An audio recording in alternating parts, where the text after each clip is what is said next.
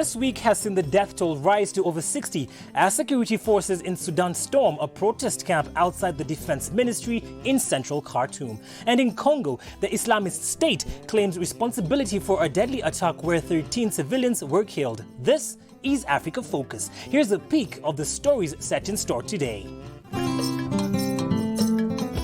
The passing of a literary icon. Family and friends of the late Vanga Wainaina convened for his memorial service. Going against the grain, we focus on the Tunisian students turning their back on a dress code that's just for girls. Gunning for goals, we preview the 3 teams that will represent Africa in the FIFA Women's World Cup.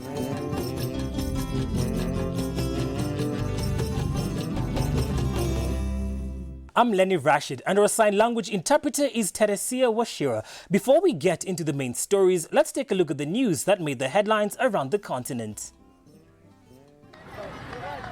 Congolese forces killed 26 rebels from a group thought to be linked to Islamic State were repelling an attack in East Congo's Ebola zone. The shootout took place in a village near the city of Beni, an area where more than a dozen different militia groups and associated armed gangs operate, and the epicenter of Democratic Republic of Congo's worst ever Ebola epidemic. A large crowd of local residents gathered to watch the bodies of rebels to be offloaded from a military truck. One man whose brother was killed by the ADF said he was happy to see their bodies, while another resident described the dead as from different countries, including Somalia, Uganda, Rwanda, and Congo. Insecurity around Beni is also undermining efforts to contain the Ebola epidemic, which has killed close to 1,300 people since August. Militiamen attacked a hospital in the nearby city of Butembo last month and killed a Cameroonian doctor working for the World Health Organization.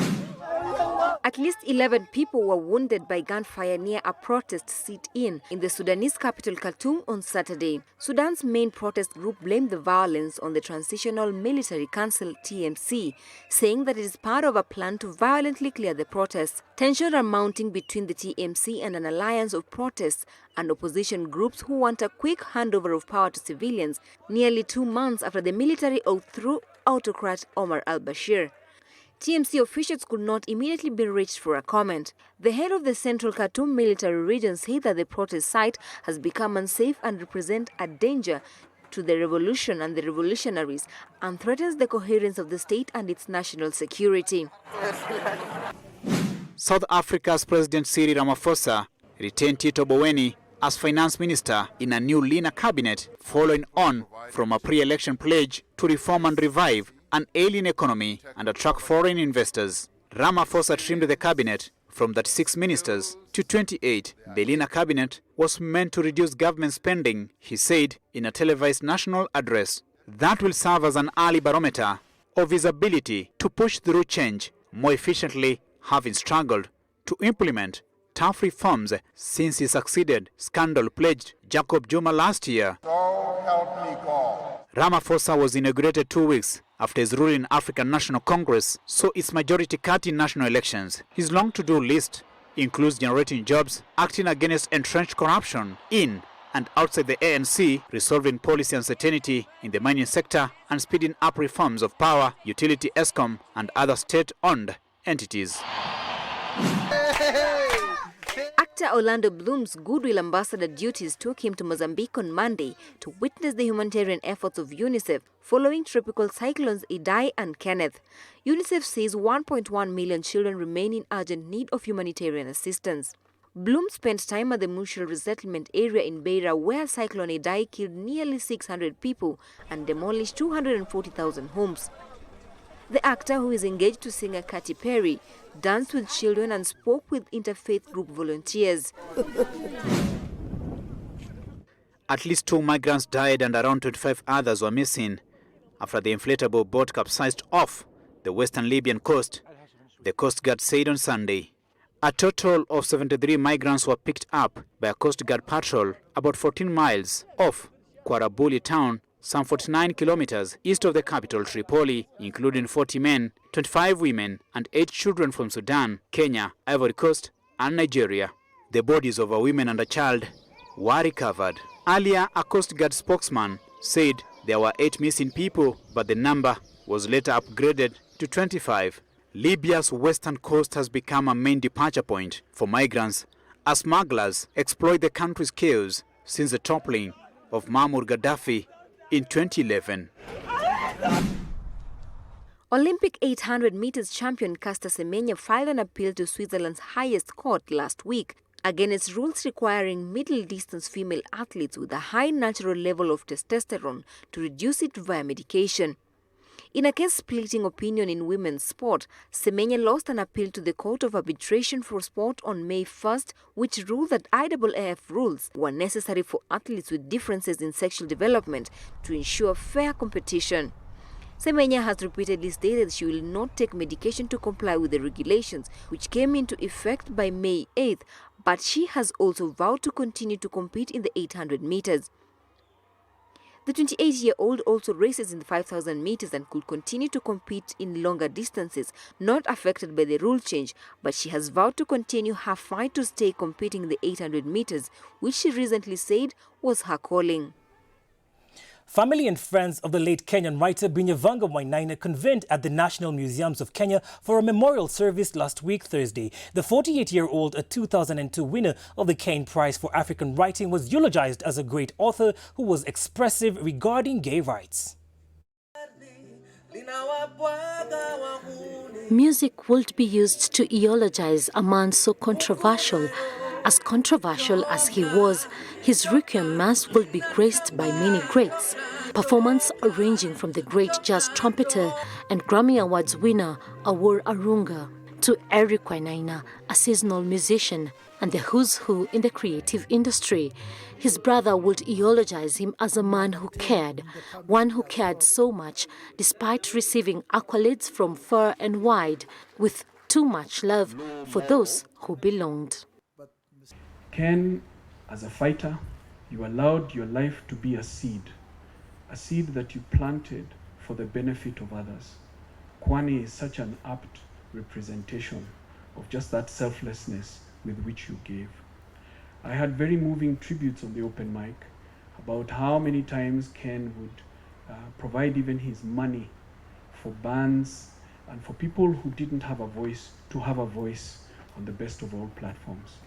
His sister bid him farewell, retelling the story of Vanga, reliving his last days, days that saw the brilliant author become a prisoner to his bed. The man who wrote How to Write About Africa could no longer write. We saw him off in that, it's a movie, it's a code blue, they go behind the curtain, you don't know what they're doing, but you can hear the machines, and they come back and they say, we're trying to resuscitate him. So yeah, like serious, like movie action, So he appreciated those last moments because it gave him all the dignity that he needed. And when he's there, Uko in heaven, writing that final novel, yeah, it'll have all that drama. Friends and family would eulogize Vanga Wainaina as an expressive man, raised by an Ugandan mom and a Kenyan dad. The family recalled of days of laughter, shock, and even controversy. Ken, as a family, we came from a fairly conservative, stuck-up family, Christian. I'm not saying there's anything wrong with being Christian, but very, very conservative. So some of the things that Ken was doing were challenging to us. They were like, my goodness, what's all this about? But it started me thinking. And it gave me a real, in fact, I thank Ken because it made me start to think a bit more broadly than I used to think. Of course, over the last few weeks, he was in hospital for a while. He had 2 brain surgeries.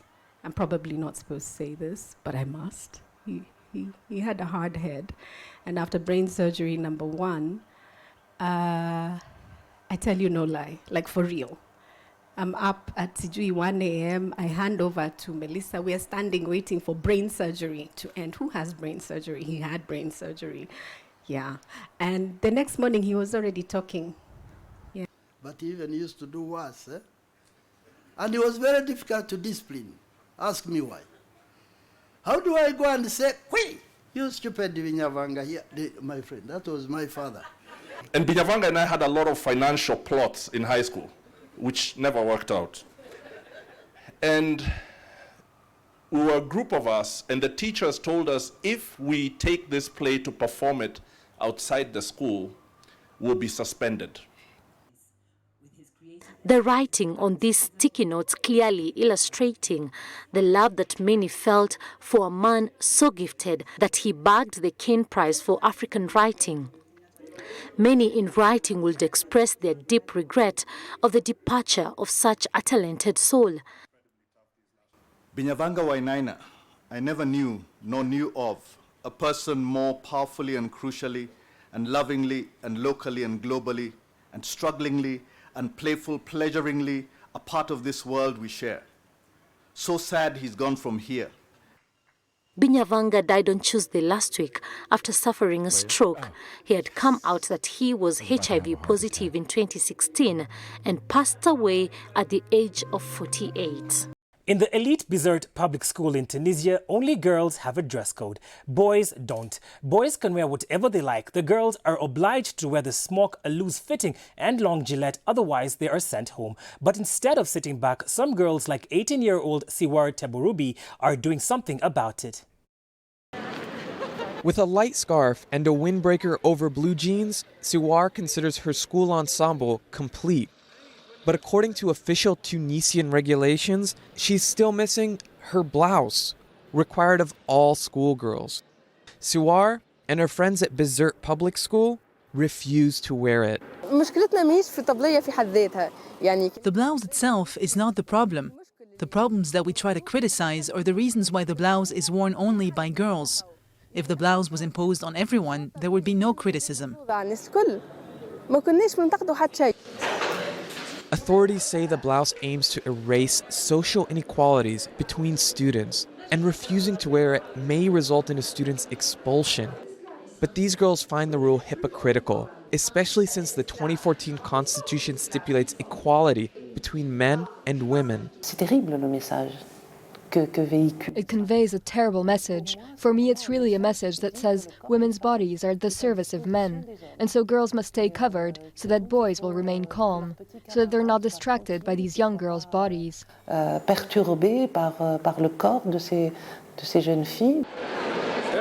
Tunisia is considered a pioneer in the region for women's rights, and the government officially endorses gender equality. But parts of society remain conservative. And the authorities say they want to be inclusive as the country changes.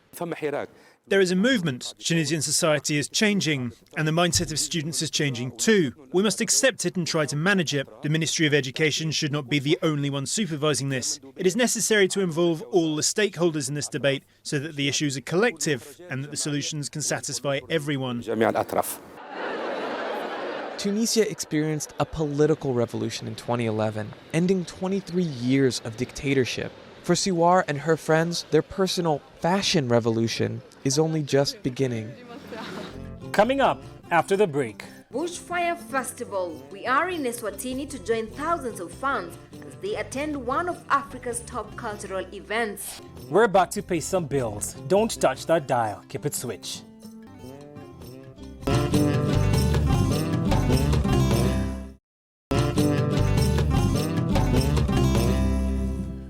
Welcome back to Africa Focus. In case you just joined us, today's sign language interpreter is Teresia Washira. Now, man's best friend is being used to help South Africans hunt small game, even though it's illegal. In Soweto, dog owners take their greyhounds and mutts to nearby fields to hunt rabbits and small antelopes.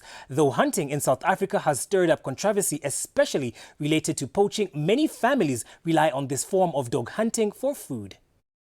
Before dawn on a Saturday morning and the chase is on, Fanaboy, his fellow hunters and their dogs are tracking prey on a private game reserve outside Johannesburg. The early start means they stand less chance of being caught and a better chance of making a kill.